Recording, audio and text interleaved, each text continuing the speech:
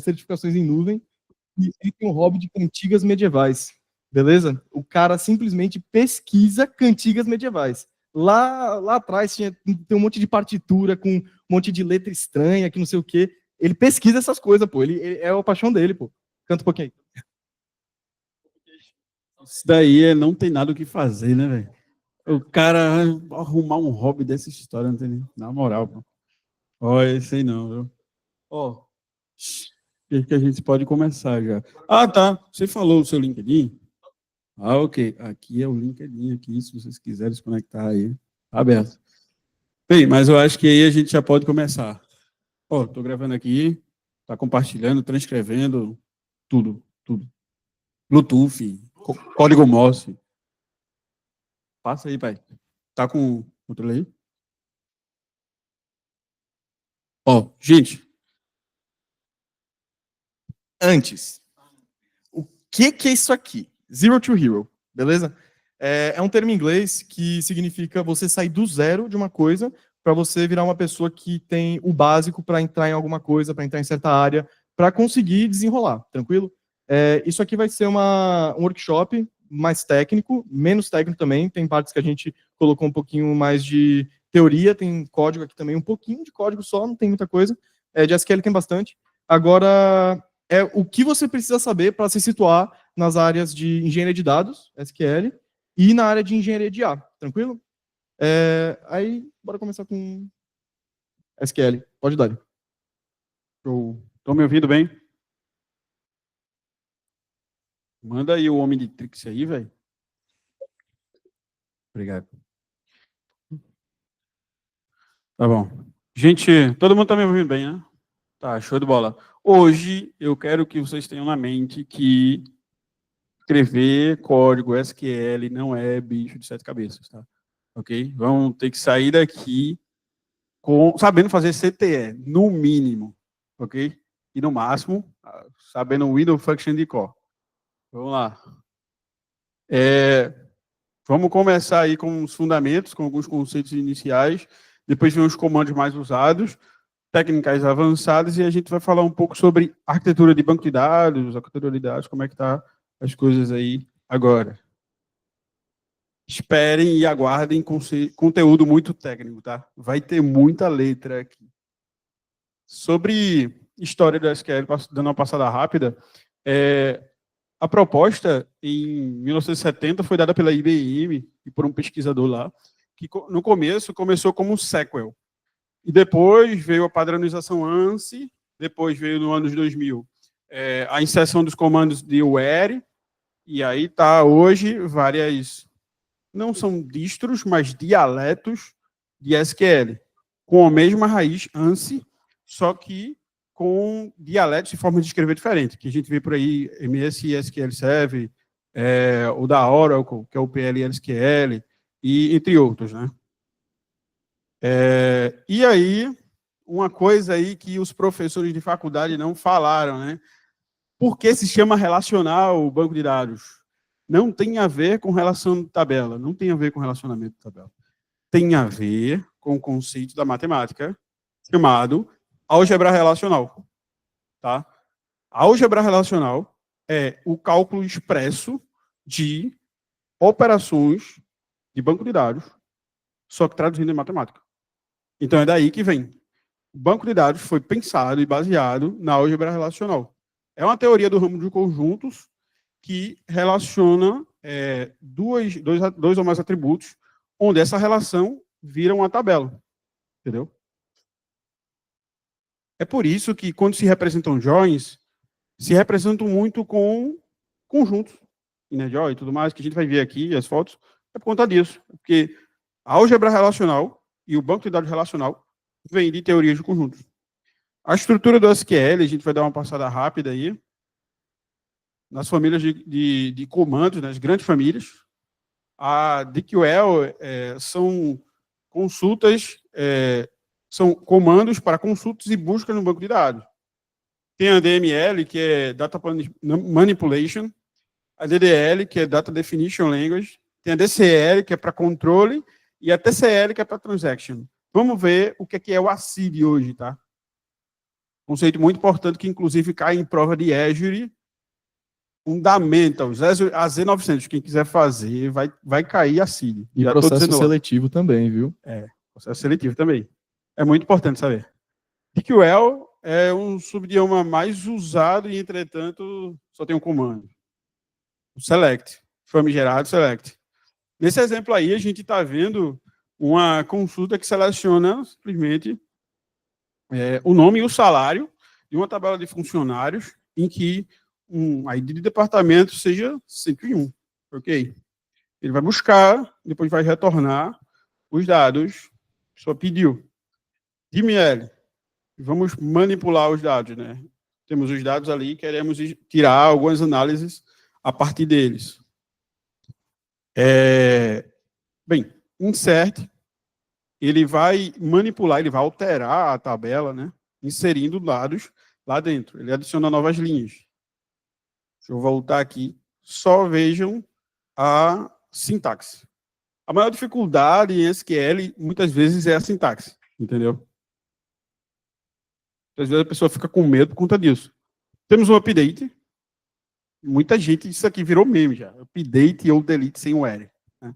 Já virou meme. Então, e aí eu coloquei um aviso, né, um disclaimer, em que, cuidado, tem que colocar um R aí, para poder não atualizar aí todos os nomes do banco de dados do mercadinho e todo mundo ficar com o João Teste. Tem que ter um R aí. Delete. Ele também altera o banco de dados, a estrutura do banco, né? Estrutura não, os dados dentro do banco e removem as linhas que você disser. Né? Só indica ele vai remover. Lembrando, estou falando de SQL, isso se aplica a quase qualquer dialeto do SQL, tá?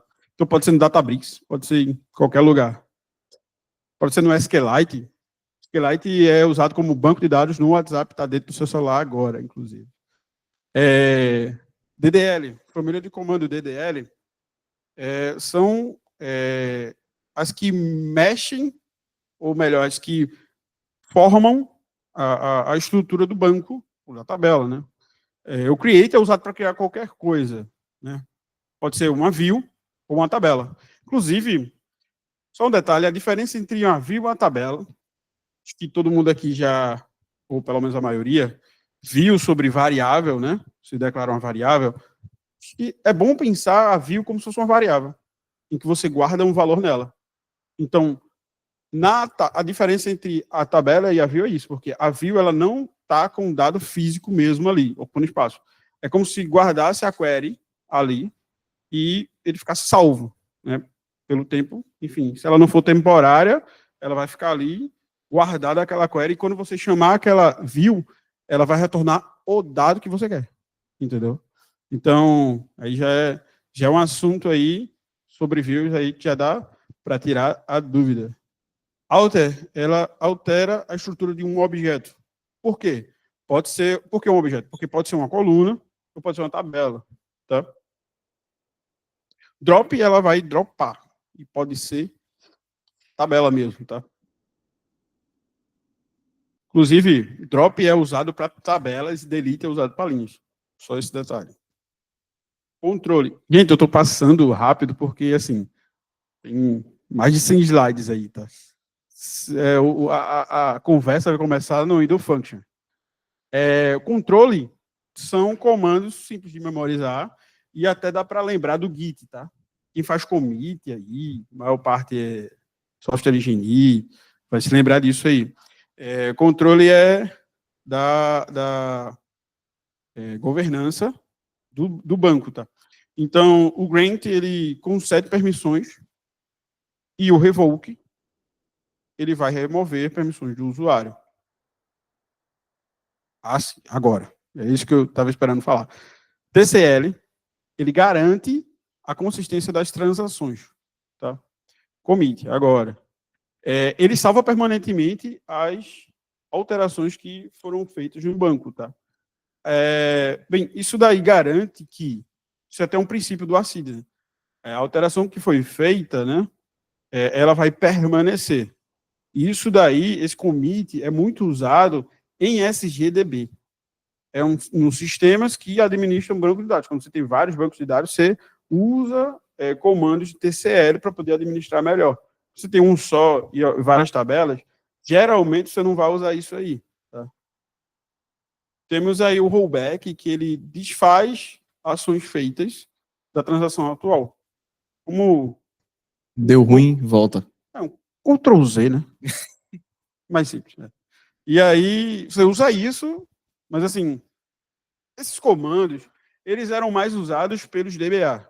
Explicando até historicamente, DBAs, eles reinavam aí até antes de 2010, aí, antes de 2009, quando começou o projeto Apache Spark, né? E aí, muitos eram contratados para administrar os dados das empresas.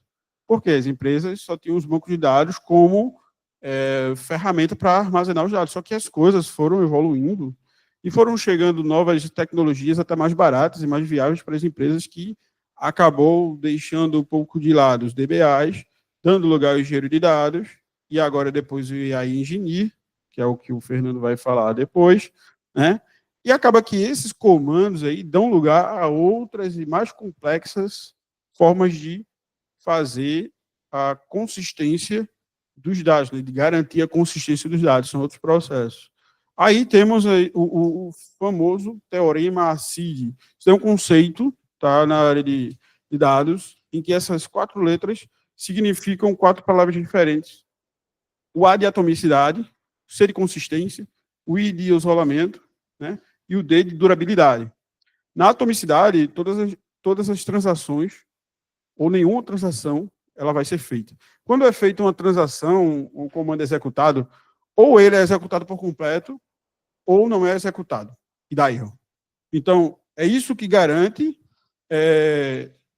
esse teorema aí, ele vai trazer ao banco uma garantia de que o que vai ser feito vai acontecer ou não, sabe?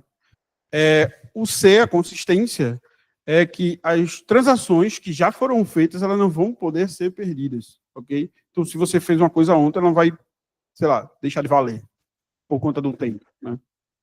O isolamento é que cada transação é isolada e é independente. Então, se eu levanto a mão aqui e eu sou uma transação, todo mundo não vai levantar a mão, sabe? Então, aqui está isolado, sabe? Essa é a propriedade do isolamento. E a durabilidade, ela conversa um pouco com a consistência, mas a durabilidade é mais entendida como uma transação completa, ela vai ser salva de forma segura, ela não vai se perder. Se aquilo dali aconteceu de forma independente e única, ela não vai deixar de ser salva, entendeu? Então, ela vai ser salva de forma segura. Esse é o teorema CID, e ele é um teorema necessário para o banco de dados relacional e para projetos de dados, seja eles qual for, porque ele é o que garante, vamos dizer assim, ter ele no projeto, assim, é o que garante que, assim, estou falando garante, mas com muitas aspas, porque as coisas quebram, isso é um princípio de engenharia de software. Mas, em termos de dados, é o que vai dar a tonalidade ali de que o negócio vai ser tão eficaz quanto o sol nascer de manhã. Porque as coisas hoje em dia, em tecnologia, povão assim, vai levar em consideração isso. Pensa que funciona dessa forma, mas não. Tem vários processos que acontecem para funcionar e não quebrar, entendeu? Para prevenir algo de quebrar. Então, a CID conversa muito com a questão de algo ser algo sólido, tá? Em dados, a CID é sinônimo de garantia e solidez. Vamos agora falar dos joins. Eu tenho medo disso aí, mano. Eu tenho medo disso aí. Vamos ver o que é left anti-join. Eu não quero ver, não. Vai ver. Rapaz, eu acho que... Deixa eu ver a câmera como é que tá aqui.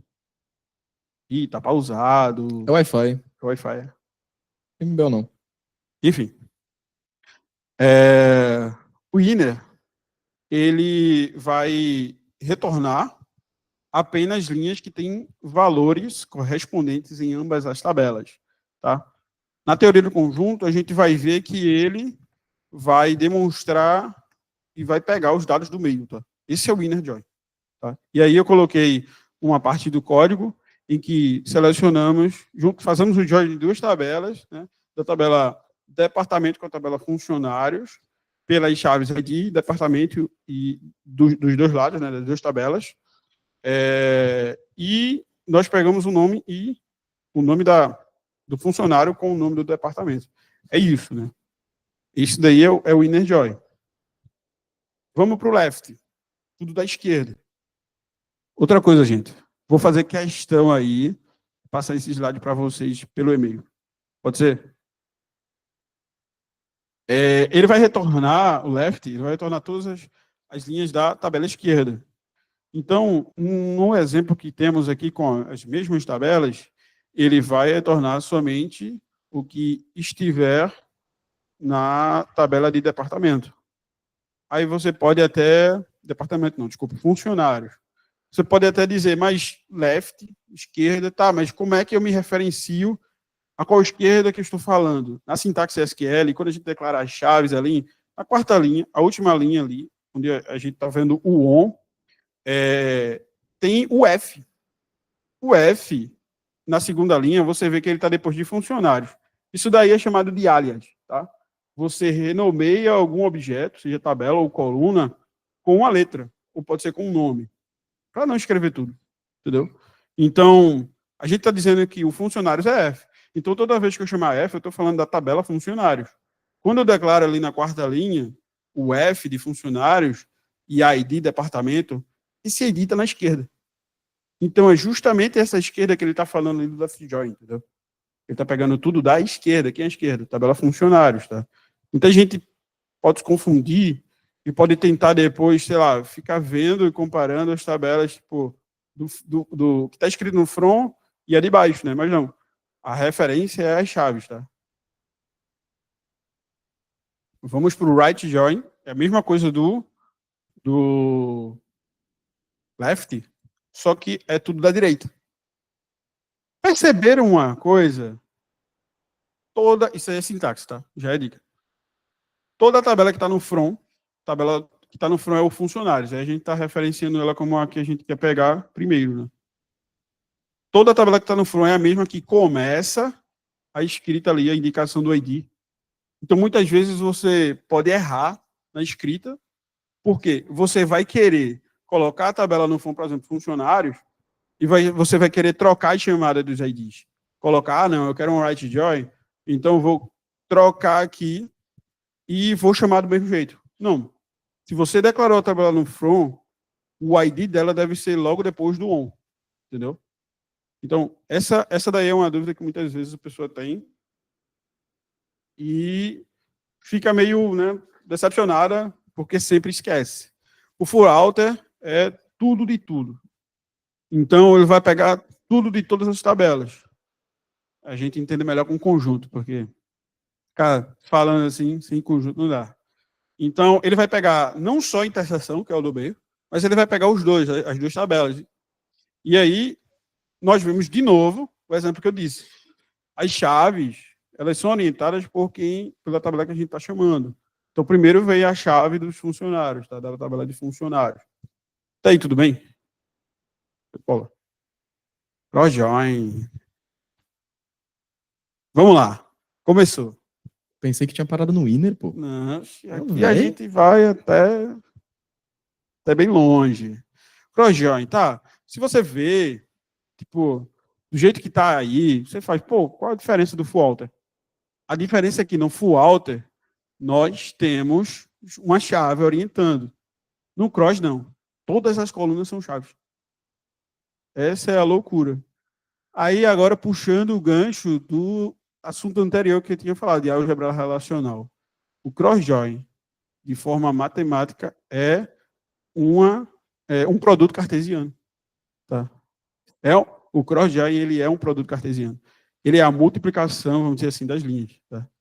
Isso daí vai usar poucas vezes. Quase nem necessidade. Isso tem quase nenhuma. Self-join, isso é uma estratégia. Tá? Não existe comando de self-join. Não existe essa cláusula self. Mas é uma estratégia de join em que eu vou demonstrar aqui, vai ter tabelinha para vocês verem, em que é usado para diminuir aí as linhas e reorganizar, vamos dizer assim, a hierarquia da tabela. É feito esse join, acho que é melhor falar explicando, é feito esse join para orientar melhor a informação que estamos vendo, né? A gente vai criar uma tabela aqui. Essa tabela vai ter as colunas Employee ID, vai ter a coluna Employee Name, vai ter o Manage ID e vai ter a chave estrangeira de... Enfim, vai ser o Manage ID, vai ser uma chave estrangeira. A gente está declarando, né? Isso daí é o create que a gente viu, né? Então, e o reference dele vai ser a coluna de Employee ID. E vamos inserir logo abaixo os valores. Pode isso? Pode. Tá, tudo legal. No último comando, a gente está selecionando toda a tabela, tá? Depois disso, ela vai ficar assim. São 3 colunas. Temos o ID dos empregados e ID de managers. Só que esse ID de manager está referenciando o quê? Ele está apontando... Esse ID de manager aqui não é outro ID. É tipo, ele está dizendo quais os funcionários que são managers. Que são os chefes, né? Então, são os chefes. Isso aí. A gente vai selecionar o ID do empregado, o nome dele, e vai selecionar o nome dele de novo para renomear o chefe, né? Se é a coluna de chefe, para dizer quem é o chefe de quem, né? Da tabela de empregados, e vai fazer um join com ela mesmo, referenciando aí o Manage ID. Vai acontecer o quê? Vai ficar uma coluna só de ID de empregado, enquanto as outras colunas vão falar aí do nome de chefes, tá? Então, assim, perceba que a coluna 1 foi excluída. Por quê? A coluna 1 é a coluna do nome de John. Ele não tem chefe, vamos dizer assim. Entendeu? Então, isso daí é uma estratégia usada para organizar. Pouco você vai encontrar isso, porque hoje em dia a gente encontra muita coisa já pronta de governança. Mas isso daí era muito usado antigamente para organizar as tabelas que tinham, enfim, um problema de modelagem de dados. E aí ocorria esse self-join para poder organizar. Left anti-join, tá, muito menos famoso aí. O que é isso? Falou de left join. O que é o anti? Tá, o anti é quando a gente quer saber o que é que não tem naquela tabela e que tem na outra. Então, ele não vai pegar, tipo, a interseção, ele só vai pegar o que não tem. Então, na tabela de eventos, eu quero saber o que tem na tabela, o que não tem na tabela que só tem na tabela de eventos e não tem na de pagamentos. Entendeu? Esse é o left anti-join. Ele é usado muito para validação. Tipo, você está fazendo uma validação de tabelas e você quer pegar o que não tem em uma, que tem em outra. Outros aí menos famosos. O anti-right join, ele é o contrário do left. Ele vai pegar tipo, o que não tem na tabela da direita. E o anti-outer join é tipo, não é tudo. Ele vai pegar o que não existe das duas. Pode ser maluco isso, mas é interessante, porque isso daí também é uma query complexa. Não no sentido de fazer, porque tem, sei lá, 6 linhas aí. Vamos lá. Mas ele ignora a interseção. Ele tem que unir tudo, que é o full outer, e ele exclui a interseção dos dois. Queries complexas. Aí começou a sessão da tarde, né? É agora. Por isso que eu estava adiantando muita coisa. Primeiro aí, questão de... Pode cair também, inclusive em entrevistas isso aí, tá? A ordem da escrita é diferente da ordem da execução. Então, não é da mesma forma e no mesmo... da mesma sintaxe que você escreve, é do mesmo jeito que vai ter a sintaxe no SQL. Então, do lado esquerdo, a gente está vendo a ordem de como escrever, e do lado direito, a gente está vendo a ordem de como é executado, como é que o SGDB, ou como é que o motor de query vai pensar. Então, primeiro ele vai pensar em encontrar o lugar, que é o join, e depois filtrar, agrupar, depois vai ter a contagem, e aí sim que seleciona. Depois tem um distinct, depois, eu acho que eu não expliquei sobre o distinct, mas eu vou dar uma palhinha aqui rápido. Tem um order by que é para ordenar, e tem um limit e o top. Tá, só uma diferença aí, tipo, quem usa top acho que é o Microsoft SQL Server, tá? O top é usado, é um comando quase que exclusivo, acho que o Oracle também tem isso. Mas o top ele é usado pela Microsoft, e a diferença dele entre o limit é que, assim, tanto um quanto o outro limitam o resultado, só que o limit ele pega, tipo, desordenado. Enquanto o top, ele vai pegar de forma ordenada, ele já ranqueia para você. Né? Ranqueia não, a gente vai ver que rank também é outro comando. Mas ele vai ordenar, ele já traz ordenado o rolê. Outra coisa, distinct. É um comando pesado, porque ele vai rechear, ele vai fazer hash.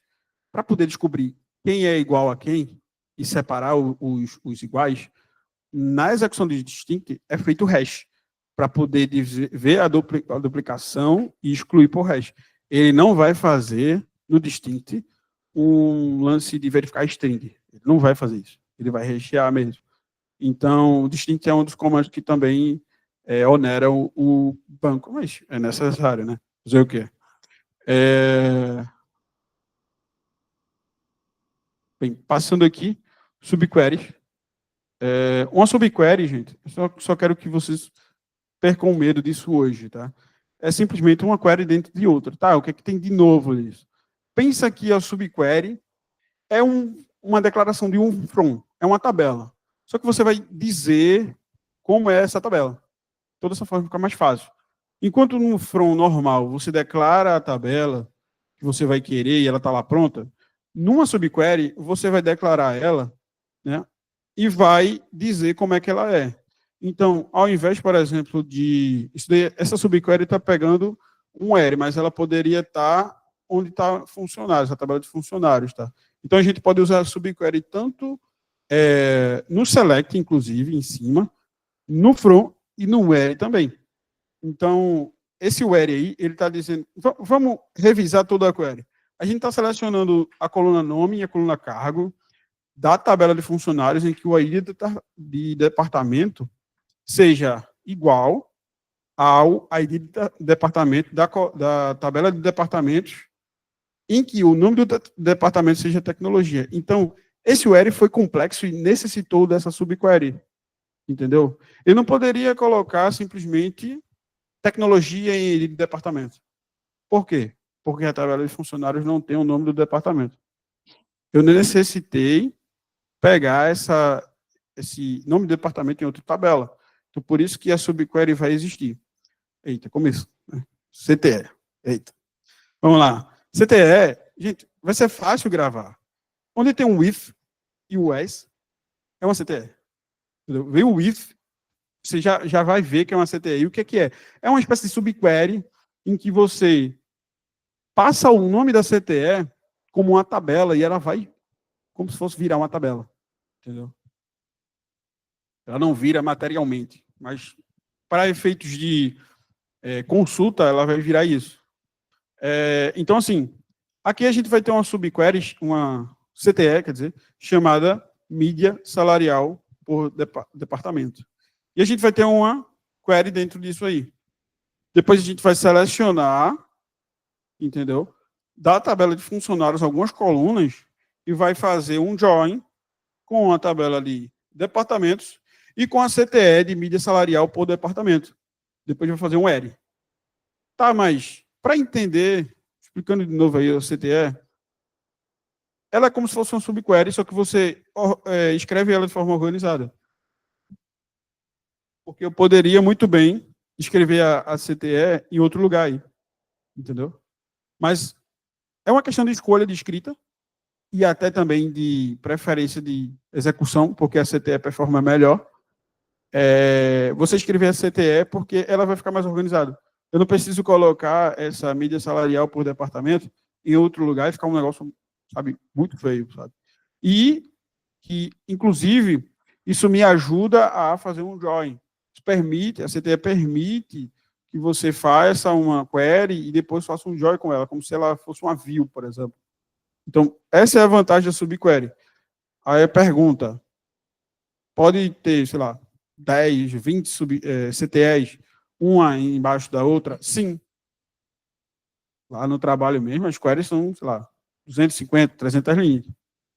Sabe? Então, é só você botar a vírgula antes do select ali, quando acaba a CTE, né? Coloca a vírgula, coloca o nome da outra CTE, coloca o AS, abre o parêntese, faz a outra query e assim segue. Quando não for fazer mais CTE, é só você não pôr vírgula, começar o select e chamar o que você quiser. Entendeu? Tá, CTE agora ficou fácil. Vamos agora para a função de janela. Eu não gosto de Windows, velho. Aí agora vem a função de Windows. O que é o Windows? É aquele negócio do Bill Gates, né? Oxi, Vamos lá. isso é bom. Para que serve a função de janela? Para que serve o window function? Vai servir para fazer análises um pouco mais detalhadas, tá? Ele vai servir para a gente fazer um recorte, entendeu? Do dado e analisar aquele recorte de forma específica. Nós temos algumas, a gente vai ver aqui, eu acho que umas 10 aí, talvez. Elas são um pouco diferentes, por exemplo, do que somente usar group by. Okay? Eu vou dar uns exemplos aqui que a gente poderia pensar de alguma forma, né? De uma forma um pouco mais fácil para entender. Que a gente tem, por exemplo, alguns amigos que a gente sai aí, sei lá, vai para o shopping. Né? Pro rolê. E a gente vai para o rolê, sei lá. Vai para Campus Party. Eita, isso aí é bom. Aí, nós aí vamos fazer a tal da pergunta. Qual a idade da pessoa que exatamente está na minha frente? Esse é o lag que a gente usa para poder consultar algum valor num espaço, numa célula acima da que a gente está procurando. O first value seria, por exemplo, a gente fazendo a pergunta de qual a idade da pessoa mais nova do grupo em que a gente está. É o primeiro valor. Né? E qual a diferença? Ótima pergunta seria essa. Qual a diferença entre um order by e um first value? É que o first value vai pegar o primeiro valor, só que vai fazer uma operação diferente do order by, que ele não vai precisar ordenar primeiro para depois selecionar. Entendeu? Senão ia ter que aplicar um limite, isso aí. E a gente está falando não de queries normais que a gente vai selecionar, a gente está falando de selecionar dados e trabalhar com eles com janelas separadas da tabela normal. É como se a gente... função de janela, a gente pode pensar de uma outra forma analógica. Quando a gente pega, estamos no navegador, a gente literalmente abre outra janela e está fazendo outra coisa. Depois volta para o assunto principal. Depois complementa o que a gente pesquisou na janela do navegador com a janela que a gente estava principal. Isso é função de janela. A função de janela é usada para isso. A gente vai selecionar um rolê aí que a gente quer, alguma informação, e a gente traz para a nossa query principal. A gente vai ver também o host between, que é as linhas entre, tipo, a gente consultar a linha antes e a linha depois, né? Nossa. Tá. Eu fui passar aqui, Foi passar cara. isso, tá ficando maluco, velho. Tô maluco, isso é SQL. A grande vantagem disso é que a gente pode fazer cálculos muito mais complexos, né? Sem alterar o número total das linhas, sem fazer uma alteração na tabela. Né? A gente pode brincar mais. Aqui está um exemplo, tá? De uma tabela, que a gente tem o ID do empregado, o nome, o departamento e o salário. A gente tem agora, eu vou explicar tudo isso aí, que vocês estão vendo. Essa cara é grande. Grande, assim, tipo, ela é verbosa. O termo certo é esse. Mas olha um pouco para ela que a gente vai passar por todos os argumentos aí. Verboso, só para qualificar, verboso é muitas palavras muitas numa query só. Isso, muitas palavras. Tem muitas palavras. Temos aí a seleção do nome do empregado, né? Do colaborador. Temos aí a seleção do departamento e o salário. A gente vai fazer um ranking em que a gente vai pegar o departamento e vai ordenar pelo maior salário e vai somar esses salários baseado no ranking que fizemos e vamos pegar a linha antes e uma linha depois. Isso aí é coisa de, né? É bruxaria. Irmão, É bruxaria, meu. imagina pedir um negócio desse na sexta. É. Olha lá. A cláusula mágica que a gente começa a ver no Ordem Window Function é que a gente vai definir a janela que a gente vai trabalhar. Né? Isso daí está sempre identificando aí as funções de janela. Temos o partition by. Pô, partition by é fácil de entender. Como assim? Partition by ele vai ser simplesmente dividir por algum parâmetro, tá? Então, no where, e aí a gente vai relacionando os conteúdos, a gente filtra por uma coluna. No partition by a gente realmente divide ali, como se fosse um filtro, só que a gente vai dividir para poder calcular naquele momentinho e depois trazer. Então, no partition by usado, aqui na query anterior, foi a coluna de departamento. Então, ele vai dividir pelos departamentos, tá? E depois disso vai vir, ó, partition by ilustrado. Isso é um diagrama de partição, que dá para ver aí. Dá, pô, dá para ver. Tô conseguindo ver, não.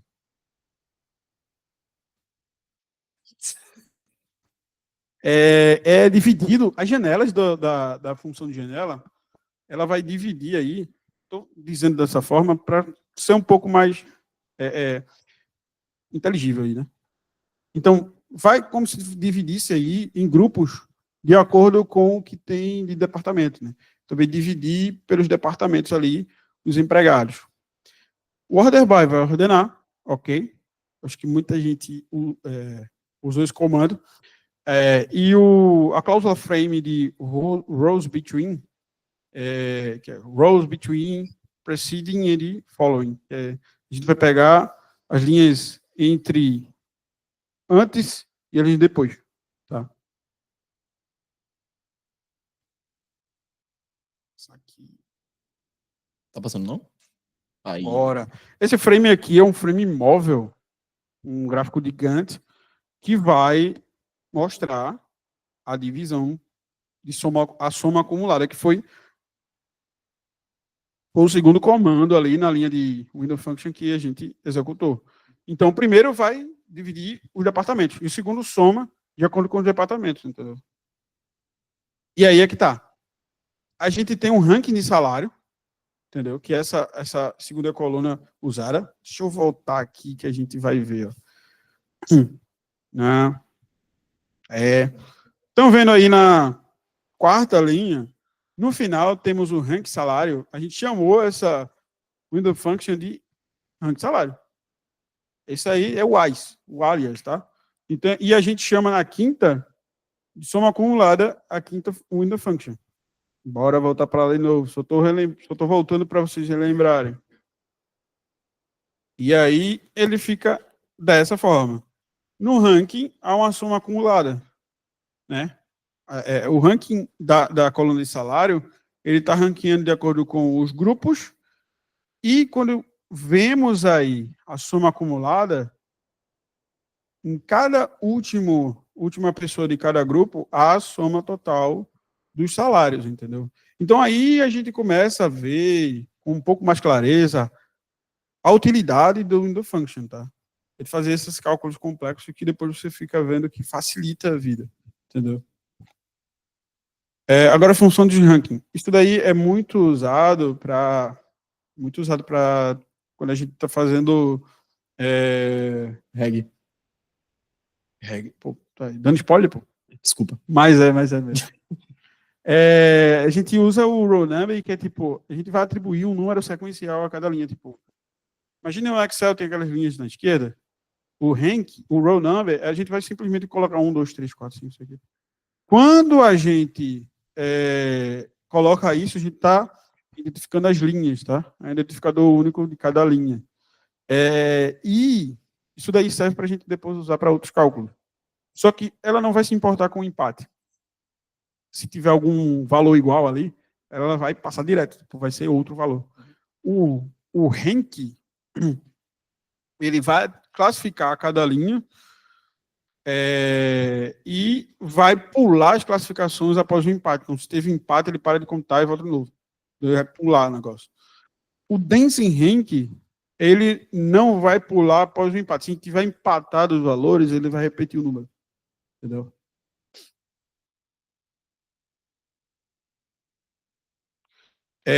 O entile, ele vai ser uma divisão em grupos, tá? De novo, falando em grupos, de novo, a gente está trabalhando aí, relembrando aí, estamos trabalhando com o conjunto. Tá? Então, o entiles, ele vai dividir em grupos de forma mais equilibrada possível, entendeu? Vamos passar. Estou passando porque vai ter exemplo de query para cada um desses caras aí. Tá, vamos lá. Rank de salários. Novo. Trabalhando com rank. A gente vai fazer de novo essas Windows Functions aí. Né? A gente vai numerar, colocar um row number, colocar um rank e um dense rank nessa query. A gente vai ver como é que fica depois disso. Explicando só a query, a gente vai fazer o row number, dividindo pela coluna de nome do departamento, e ordenado o salário decrescente, tá? Ele vai atribuir um número sequencial a isso.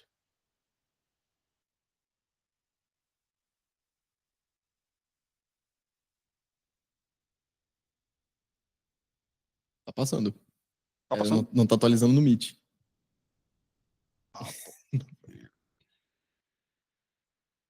Foi. Eu não sei se é mais fácil. É melhor, pô. Pela TV? Você vai passando, você vai ver na TV. Ah, tá, entendi. É melhor mesmo. Porque tem que ter alguém para avisar, tá ligado? Porque... Vamos lá. A gente vai ter o rank. Só recapitulando, a gente usou o row number, tá? Então ele vai botar um número ali e vai seguir com aqueles números. O rank, ele vai atribuir uma classificação para cada linha dentro do mesmo grupo. Então, se tem um grupo de tecnologia, é 1, 2. Se tem um grupo de marketing, é 1, 2, por exemplo. Que é o que estava na outra query anterior, né? Depois disso, tem o dense rank, que se tiver empate, ele desempata nesse rolê aí. Então, se tiver empate de salários, vamos supor que nos salários anteriores tiveram empate, ele iria desempatar, ele ia dizer que um era 1 e o outro era 2. Aí eu vou perguntar, para que isso serve? Sim. Simples.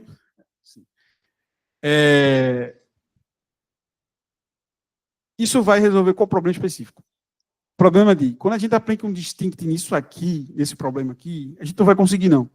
Por quê? O distinct, ele vai fazer o hash, ele vai simplesmente dizer, pô, nessa coluna aqui, o nome é fulano. Na verdade, ele não vai nem pensar em string, né? Ele vai passar em hash, mas assim, vai entender, né? Vai ser o nome, sei lá, Fabiano, e o nome do outro vai ser Henrique. Não temos iguais. Pronto. Só que aí a outra solução que você poderia pensar, dá para botar um distinct no salário. Tá aí, para saber essa diferença em relação aos nomes, em relação ao ID do funcionário. Por isso que tem que ser o dense rank aí, por isso que tem que ser essa mistura de Windows Function. Por quê?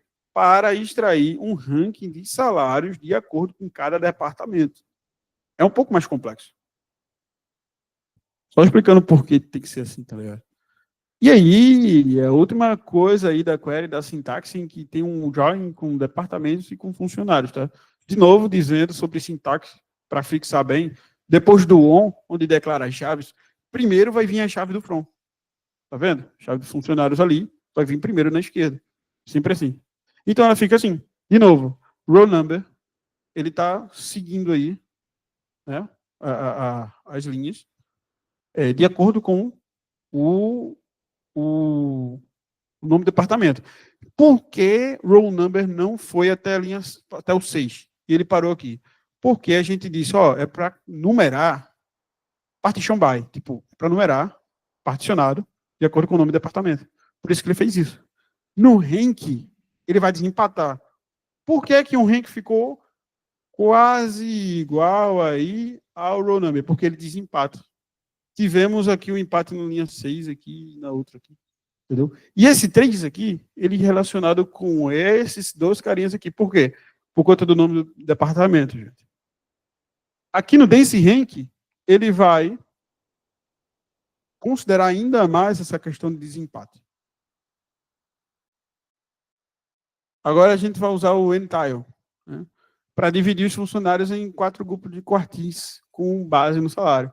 Quartis, assim, você ouve mais, quando está estudando estatística, os conceitos iniciais de ciência de dados, de AI, Legal.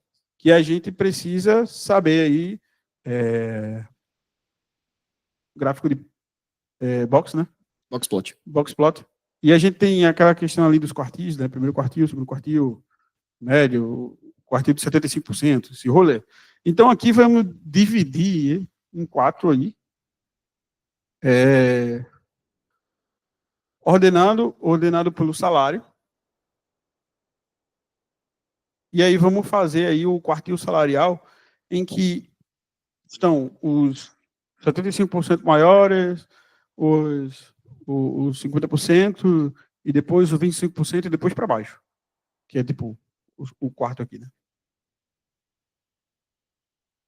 Temos as funções de deslocamento. Esse rolê de deslocamento é tipo para espiar a coluna do lado. Entendeu? Então a gente vai ter aí a lag, que é a coluna que o comando que vê N linhas antes, né,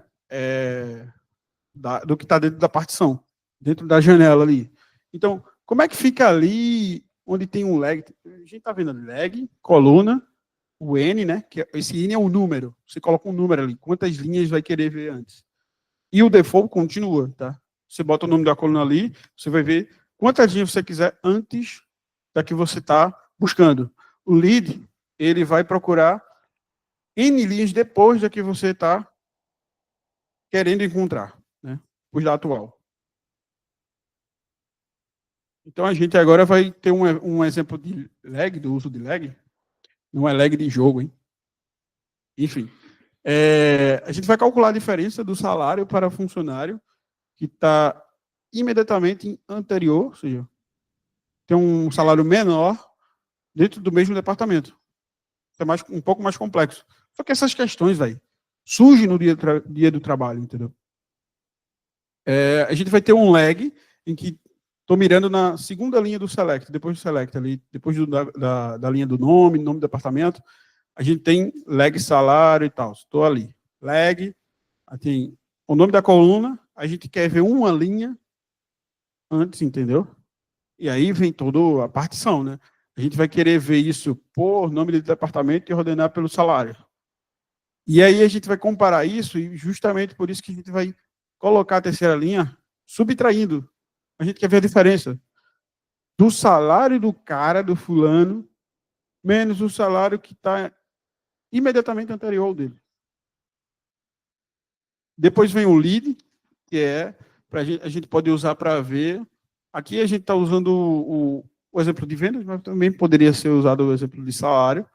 Então a gente vai utilizar esse lead para ver qual foi o valor da venda seguinte para o mês do cliente. Entendeu? A gente vai ter o lead ali, com a coluna valor-venda, e o número 1 para ver a linha seguinte.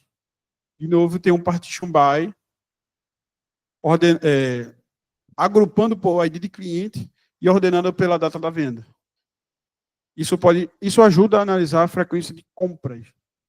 Isso nesse exemplo aqui, tá? Temos aí, eu vou correr um pouco, gente, falta muita coisa. Mas aí temos o first, o last, o empty value. O first, ele retorna o valor da primeira linha da coluna, o last vai retornar o último da linha. Tá, mas como assim? Eu não poderia fazer um limite? Né? Não, tipo, funciona melhor se você usar isso daí dentro da inner function. Né? Então, você seleciona, particiona pela coluna e coloca o first value ou last value dentro dessa partição, você vai ter esse resultado. Para quem já usou pandas aqui, isso aí vai ser equivalente a usar, por exemplo, um read 1. E no caso do last value, seria ser um tail 1. Né? Seria equivalente a isso. A gente tem um int value que retorna o valor da enésima linha da janela. Essa enésima aí é o valor que você quiser. Vamos passar logo aqui. Eu vou passar rápido para esses carinhas aqui. Eu não vou explicar tanto, porque o slide vai para vocês e a gente está com o tempo estourando. Aqui temos as funções de agregação, em que temos a soma, a média e a contagem. Né? Isso daí, elas estão dentro da window function. Depois temos um exemplo de soma acumulada. Isso daí depois vocês podem usar com calma aí em casa, quando receberem o link. A gente tem um outro exemplo de contagem de funcionários para exercitar o count. Tá, agora, um negócio interessante. Agora é legal. Modelagem. O que é isso? O que é? É o quê? Pegar a massinha de modelar e mexer e tal, construir slime, o que é isso aí? Bob Goods, o que é, meu? A modelagem, ele é o conceito, assim, que é atrelado muito mais a banco de dados relacional. Okay? Então, a gente vai ver 1NF, 2NF, 3NF, e isso tudo são simplesmente resumido em regras. Só isso. Não tem nenhum monstro nisso. Essa questão de modelagem relacionada a banco de dados. Então, isso daí, em conceito, é o auto de decidir quais informações que você precisa guardar no banco ou na tabela e como elas se conectam entre si. A gente vai ter a normalização, que é o OLTP. O OLTP e OLAP é um conceito aí de modelagem que a gente vai visar a construção daquele lugar, daquele objeto que vai armazenar os dados de formas diferentes. O OLTP é banco de dados relacional. O OLAP é um banco de dados voltado para análise. Qual a diferença dos dois? No OLTP, a gente tem um foco maior em gravar. Então, há um ACID e há uma velocidade maior para gravar as informações no banco.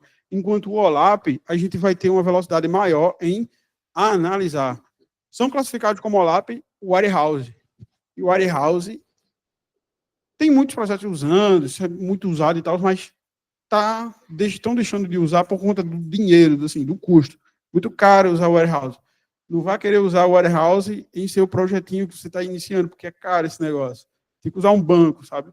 O Warehouse é para, tipo assim, você precisa consultar terabytes de dados em 5 segundos. O Warehouse é para isso. Não é para você consultar 5 GB de CSV. Isso é muito pouco. Então, você usa um banco aí, mesmo que demore. Ou senão, bota em Delta Lake, que é um assunto aí que é outra palestra. A gente vai ter 2 conceitos aí diferentes. Então, eu expliquei expliquei OLAP, enfim. A gente vai ter a normalização, que é o LTP, é tipo fazer o banco de dados relacional. E a modelagem dimensional é para fazer o OLAP. A gente vai ter um exemplo aí, em cima. Vou passar rápido, tá?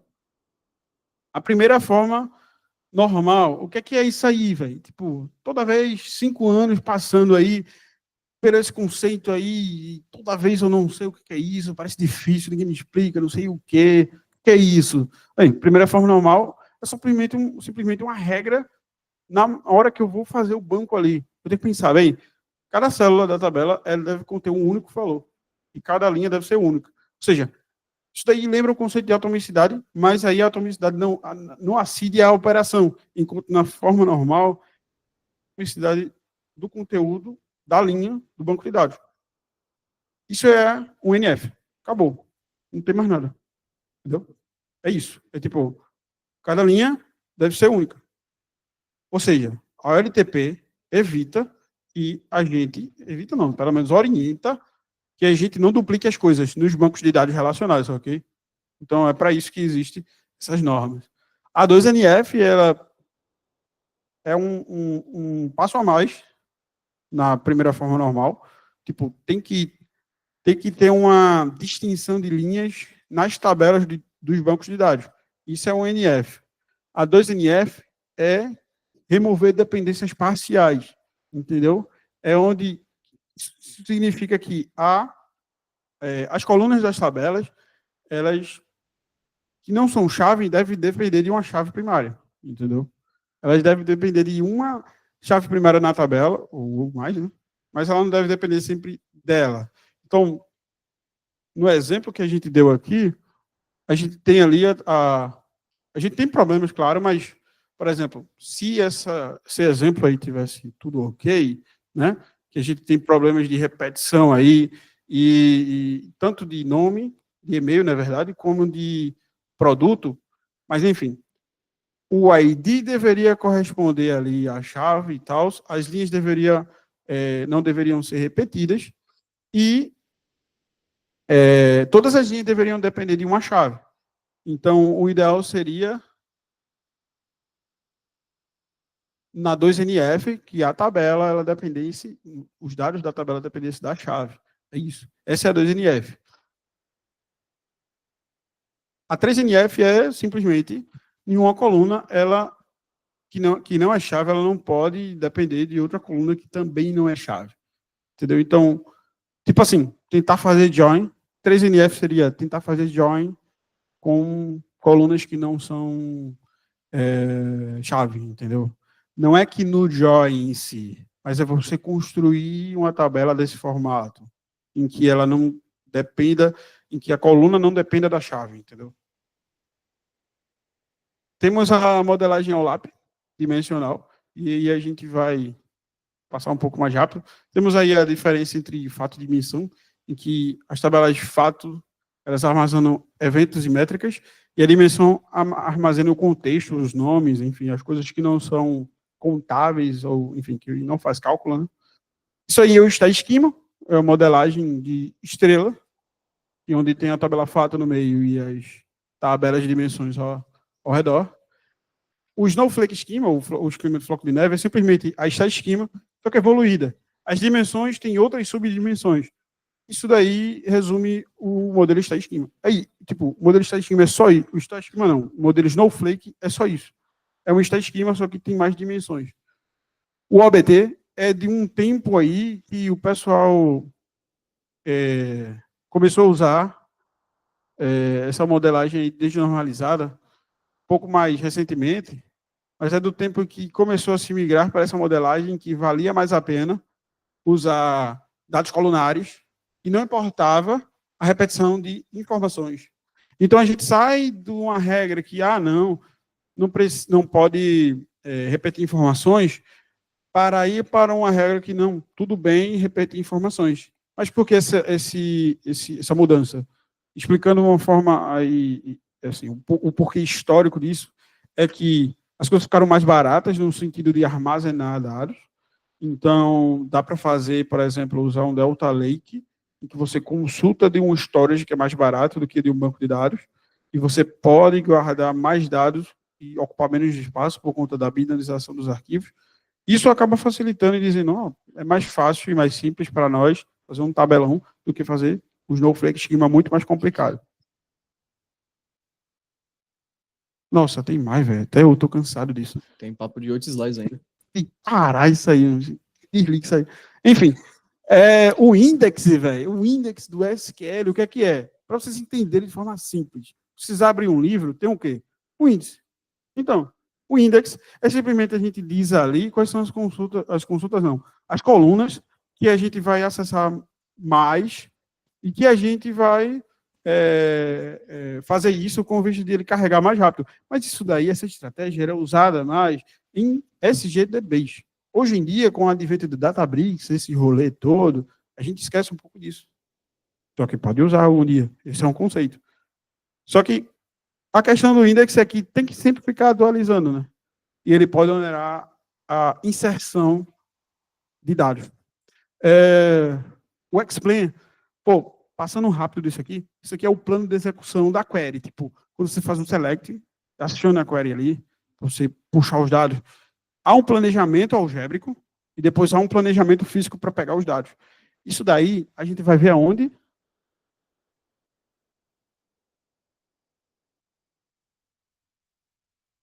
Tcharam! Enfim, isso aqui é o Catalyst Optimizer. De quê? Do Apache Spark. Por que eu estou trazendo isso aqui? Porque, de repente, eu estou falando de Spark aqui, sendo que eu falei a palestra toda de SQL. Porque existe aquela coisa, né? Assim, nada de novo debaixo do sol. Os caras não vão fazer as coisas novas, eles não vão reinventar a roda, vão pegar a coisa que já existe. Então, isso daqui é o plano lógico, né, da query, que é feito no Spark SQL. Se você for pegar o plano lógico de uma query que é feito no SGDB, ele usa quase o mesmo plano. Isso que eu estou falando do plano lógico, ele vai até o plano lógico otimizado. A partir daqui, ele vem plano físico e, enfim, ele vai executar essa query aí. As práticas... Estou terminando. Graças a Deus, nem eu aguento. Evite SQL asterisco. Tá? Tipo, você fica escrevendo ali SQL asterisco, from e somente isso, não. Você precisa ter um Eri quase que sempre para não onerar o banco. Né? Eu vou dar 1 tera em uma query. Imagina. Aí fudeu. Perdão, palavrão. E imagina isso aí, tipo assim, na cloud, cobrança por consulta. Acabou? Acabou? Aí, vamos lá. Filtre o mais cedo possível. Lembrar-se de usar sempre o Eri, tá? Depois, aqui é um exemplo de consulta com o Eri. É melhor você usar o like do que usar o substring. Isso é um conceito chamado de Sergable, tá? Pesquisa. Senhor Gabriel. Sir Gabriel. Sir Gabriel. Eu pensei que você ia falar, né? Search Argumentable, tá? Esse daí é o conceito dessa segunda forma de fazer o Eri. Nós temos aí a preferência de fazer um winner, porque o winner ele não vai fazer uma outra query por baixo. Ele só vai pegar o que tem correspondência, que é igual entre os dois. Então, acontece o rolê do hash. Do mesmo jeito que acontece o rolê do hash no distinct. Quando ele recheia para fazer a distinção, ele pode rechear também para fazer o inner, e aí ele só vai parear ali e juntar o que tiver igual. Então, é melhor usar inner do que usar um alter, quando você for declarar essas coisas aí e estiver usando isso. É melhor usar um union all do que um union, né? Se não precisa remover as linhas duplicadas. Evite distinct se não for absolutamente necessário. É o que eu falei da questão de hash. Ok? Falando sobre inner, teve uma query que eu fiz, eu estava usando simplesmente left join. Na verdade, eu estava usando o join somente. No database. Estava durando uns 20 minutos. Foi para 3 quando eu usei o inner. Então, assim, por isso que é bom você usar as coisas certas. Existem muitas outras dicas que eu queria dar de SQL aí, mas só que assim, o tempo é muito curto, é 1 hora, eu tentei resumir o rolê todo, ainda falta um bocado aí, coisa técnica para aprender, mas é isso. Passou a palavra? Passo. Vou botar o alarmezinho aqui. Rapaziada, IA, inteligência artificial, pitch. Não, vou ficar no palco mesmo. Assim, ó. Tá no palco. Então, gente, primeiramente, essa área aqui é completamente diferente da que o Gabriel acabou de falar. E, cara, eu vou fazer muito mais teoria do que código, porque eu sinto que se eu colocar matemática de ciência de dados, geral vai boiar, assim, tipo, tem umas coisas que eu prefiro mais falar teoria para vocês buscarem depois. Então, se vocês tiverem um bloquinho de notas ou até anotar no celular, se vocês acharem alguma coisa relevante aqui, podem anotar, eu encorajo bastante. O que você precisa ter para ser um engenheiro de IA? Primeiramente, o que é um engenheiro de IA? Um engenheiro de IA, diferente do cientista de dados e do engenheiro de machine learning, ele está mais focado em produtizar aplicações de machine learning. O engenheiro de machine learning está ali treinando o modelo, fazendo o ciclo inteiro de MLOps, está fazendo o bagulho inteiro justamente para melhorar as métricas do modelo de machine learning específico. Melhorar a IA, basicamente. E enquanto eu aqui estou responsável em pegar isso que ele treinou e produtizar, colocar em uma API, colocar em uma cloud, deixar escalável, deixar robusto, fazer testes para ver se realmente vai funcionar e, porventura, testar um monte de aplicação de GenAI também, de IA generativa. O que você precisa para fazer tudo isso? Você precisa de, primeiro, programação básica, tranquilo? Engenharia de software back-end é importantíssimo. Ciência de dados e IA generativa, MLOps e LLMOps. Vou explicar o que é tudo agora, tranquilo? Vocês podem ver o engenheiro com IA como se fosse um cientista de dados que manja de engenharia back-end, tranquilo? Passando aqui. Bora. Programação básica. Antes de começar, como tem pouco tempo, eu queria saber aqui. Quem aqui manja de programação básica? Tipo, quem já codou? Beleza. Quem aqui não viu nada de código ainda? Nunca viu nada de código? Eu. Eu? Quem falou eu? Quem Eu. tava com o microfone? Eu. Oxi, bicho! Quem tá com o microfone? Então, eu vou explicar para vocês o arroz com feijão sem snippet de código, tá? Para você. Você aí, tá vendo com o microfone? Para você. Vou ficar sentado aprendendo. Vamos lá. Como o Gabriel botou história, eu só coloquei história por tua causa, viu, bicho? Eu não ia colocar história, mas só coloquei história por tua causa. Obrigado por me respeitar. Nós, estamos juntos. Python é a primeira linguagem mencionada quando você fala de inteligência artificial, tranquilo?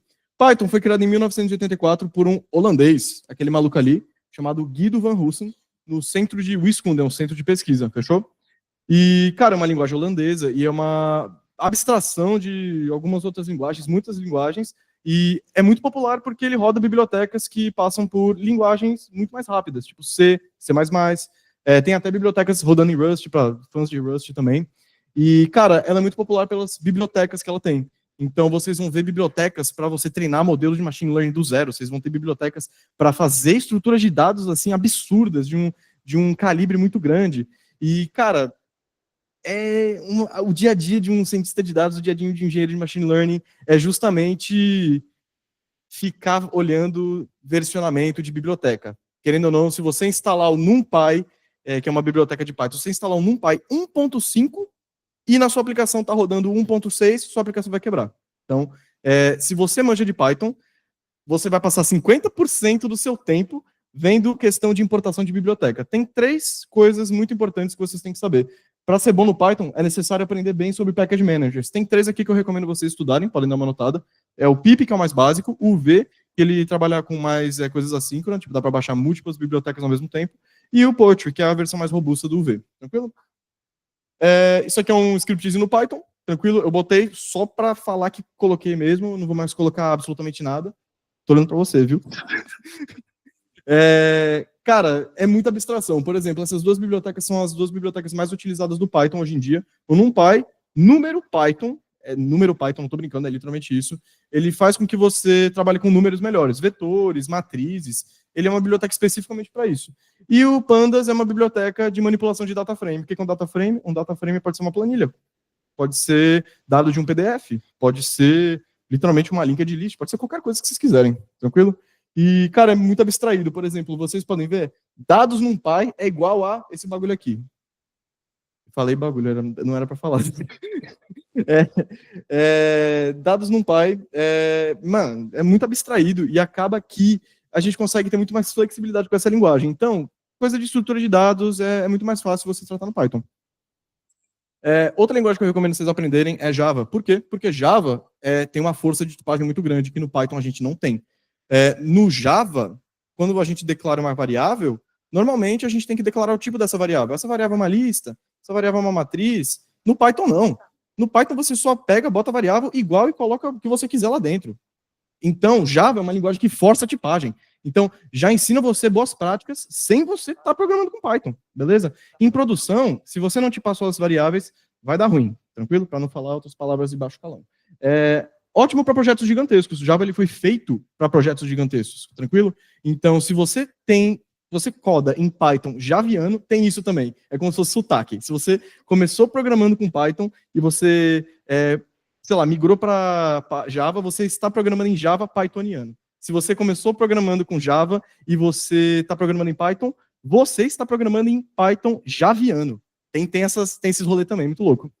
Java também é uma ótima linguagem para API. Tem muitos frameworks de back-end, tipo Spring Boot, que são muito robustos. Muitas empresas usam. Inclusive, muitas empresas de machine learning treinam seus modelos em Python e fazem o deploy em Java.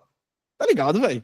Então, normalmente, Java é uma linguagem muito robusta para se fazer deploy mesmo.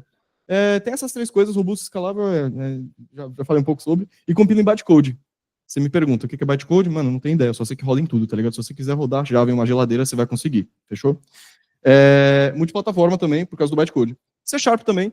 C# é um astro do rock em cloud, tranquilo? Se você for se especializar em Azure, especificamente, meu parceiro, tem tanta coisa que roda em C# que você vai se achar na Disney, cara. É loucura. Então, é a segunda maior linguagem para IA em back-end. Se vocês forem pegar qualquer biblioteca, do tipo da OpenAI, da Meta, de qualquer lugar, vai ter Python, snippet de código. Você quer qual tipo de snippet de código? Python, C#. C# é sempre a segunda opção, fechou?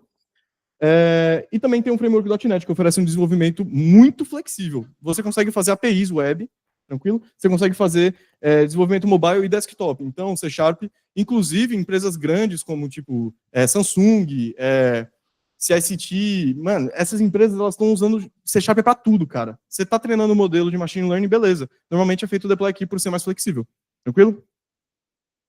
Agora, linguagem é só ferramenta. O que eu recomendo, todo mundo que não pegou em código ainda, aprenda uma linguagem muito bem, tranquilo? Aprenda uma linguagem muito bem, seja C Sharp, seja Java, seja Python, aprenda uma linguagem muito bem, porque quando vocês passarem para outra linguagem vai ficar tudo mais fácil, tranquilo? Vocês vão conseguir literalmente pegar no Stack Overflow ou alguma LLM do tipo, quero fazer um comando no Java que faz tal coisa. Você não sabe qual é esse comando para Python. É só você pesquisar qual é esse comando para Python. É de boa, tá ligado? Então, aprendam muito bem uma linguagem só. Se vocês querem mais exposição com a área de engenharia de IA, saibam que todos os processos seletivos são em Python. Saibam que todas as aplicações, a maioria delas envolve Python. Então, se vocês querem uma chance maior de entrar na área, sem dúvida, Python. Fechou?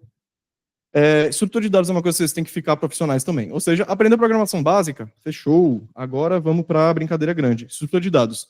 Se você procurar no YouTube, curso básico de estrutura de dados em Python, cara, vocês vão aprender muita coisa. O YouTube é a tua escola mais eficiente do mundo. E também eu recomendo vocês aprenderem inglês. Quem tem inglês básico, tenta pegar um inglês avançado. Quem tem inglês avançado, você está no ótimo caminho, porque a maioria das pessoas que ensinam essas coisas não são brasileiros. São indianos. E o inglês do indiano não é fácil de entender de vez em quando. Então acaba que vocês vão ter que... Só contribuindo aí, uma dica aí para estrutura de dados seria o professor Isidro, tá? Isso. Pesquisa aí. Esse maluco aí, ele tem umas aulas gratuitas no site dele que é massa, tá?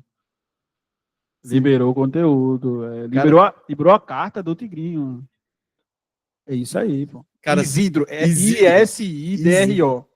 Esse Isidro aí, cara, eu só passei na faculdade por causa dele.